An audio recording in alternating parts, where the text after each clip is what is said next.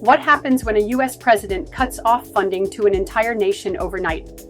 Well, South Africa is now finding out. In a move that has sent shockwaves through international diplomacy, Donald Trump has officially announced that the United States will be halting all future funding to South Africa. His reasoning? Allegations of land confiscation and discrimination, claims that, once again, have ignited global debate. But what does this really mean for South Africa, its economy, and its people? And what's behind Trump's decision? Let's break it all down. On February 2nd, 2025, Donald Trump took to his social media platform, Truth Social, to announce that he would be cutting off all future US funding to South Africa. He justified the move by accusing South Africa of confiscating land and treating certain classes of people very badly.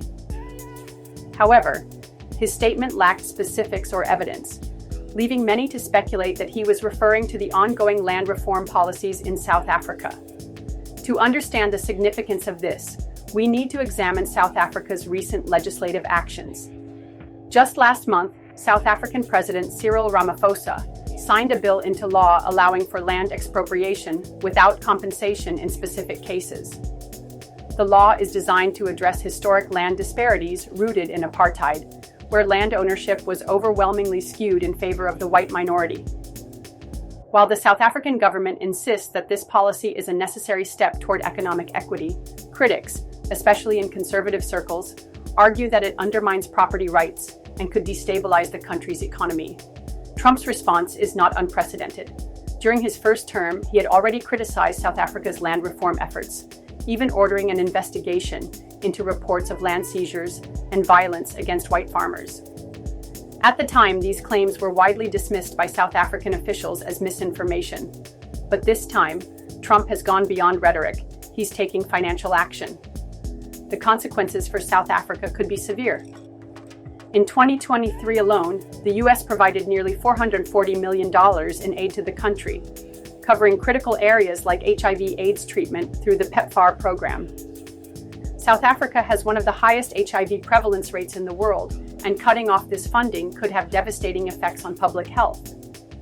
U.S. aid also extends to economic development, education, and governance programs, all of which now face an uncertain future. Beyond the immediate financial ramifications, this move also raises concerns over South Africa's economic stability. The South African rand took a sharp hit overnight, reflecting fears of economic instability. With increased uncertainty in U.S.-South Africa relations, international investors might hesitate to commit to long-term projects in the country. Additionally, political analysts warn that this move could have ripple effects across southern Africa, potentially affecting regional stability. On social media, the debate is split. Some South Africans worry about the economic impact, while others see Trump's intervention as an unwarranted interference in their country's internal affairs. The South African government has defended its land policy, emphasizing that the new law follows a legal process aligned with the Constitution. Officials argue that similar laws exist in many other countries, including the U.S., and that expropriation is not about land grabs, but about rectifying decades of systemic inequality. President Ramaphosa has signaled a willingness to engage with Washington, hoping that Trump's administration will take time to understand the complexities of South Africa's policies. This decision also fits into Trump's broader America First doctrine. Throughout his presidency, Trump has consistently used financial leverage to push U.S. policy interests, whether by withdrawing funding from the World Health Organization or cutting aid to countries he deems unaligned with his administration's values. His stance on South Africa aligns with his pattern of using economic pressure as a political tool. There's also the question of Trump's key allies influencing this decision. Elon Musk, the billionaire tech entrepreneur born in South Africa, has been vocal about his opposition to the country's land policies. Given Musk's increasing role as an advisor in Trump's administration, some speculate that his views may have played a part in shaping Trump's position.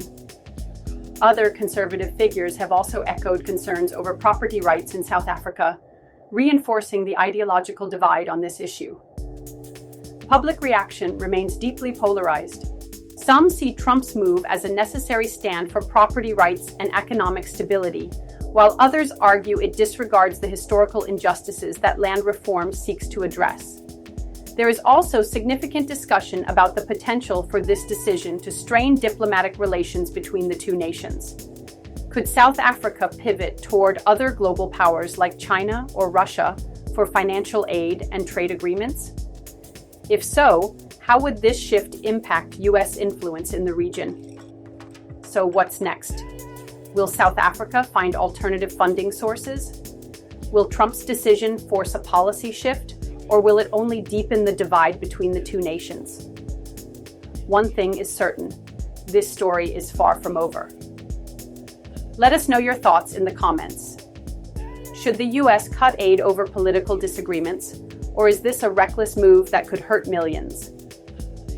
Be sure to subscribe for more in-depth analysis on global politics, and as always, stay informed.